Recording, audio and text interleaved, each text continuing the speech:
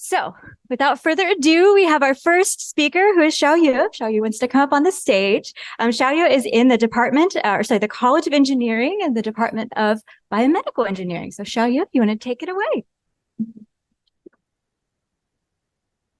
So good afternoon, everyone. I am Xiaoyue Yang. Now I am a postdoc working in the Department of Biomedical Engineering.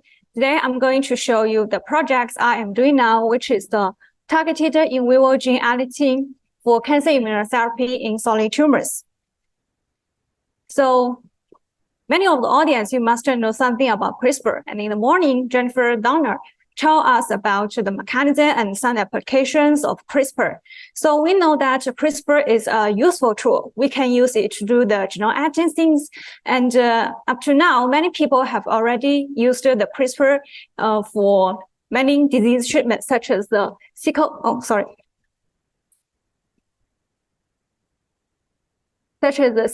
disease and cancer. While the right figure here, I show you the mechanism about how the CRISPR work. So first, we need to introduce the guide RNA, single guide RNA, and Cas9 into the cell. When the single guide RNA recognizes the targeted gene site, it will bind there, and then the Cas9 will cut this site. With this cutting, it will either lead to gene disruption or gene deletion.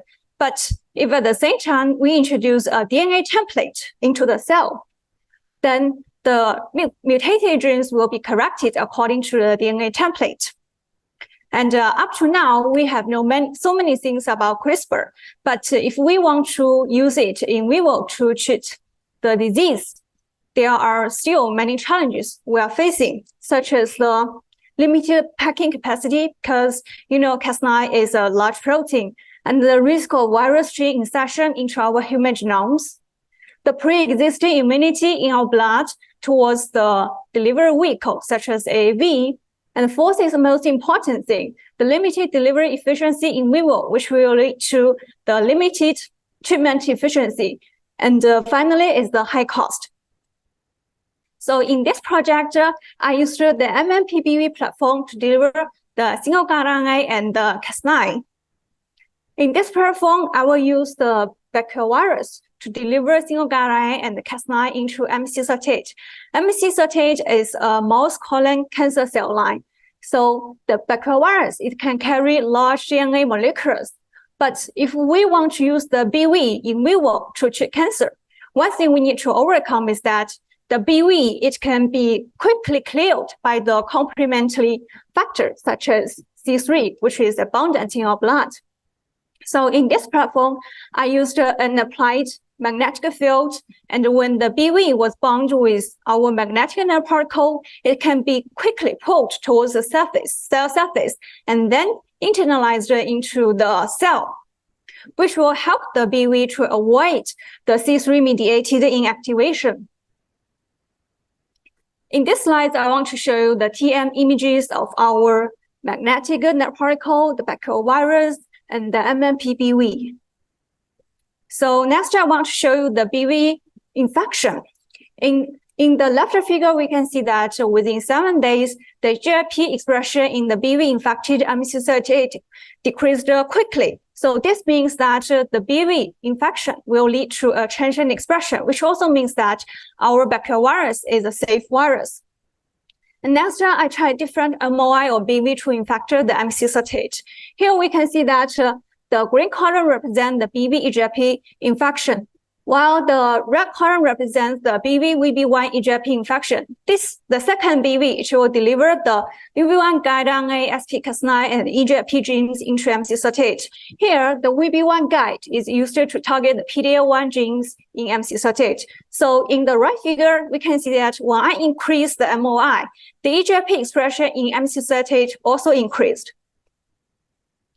If we want to use the bacterial virus in vivo, we have to answer the question whether the magnetic nanoparticle will help the BV to escape from the complementary factor inactivation. So I did this study. I cultured the MSC38 in 3 different conditions. One in F12, the second condition, the MSC38 was cultured in F12 media, but with 50% of adult bone serum.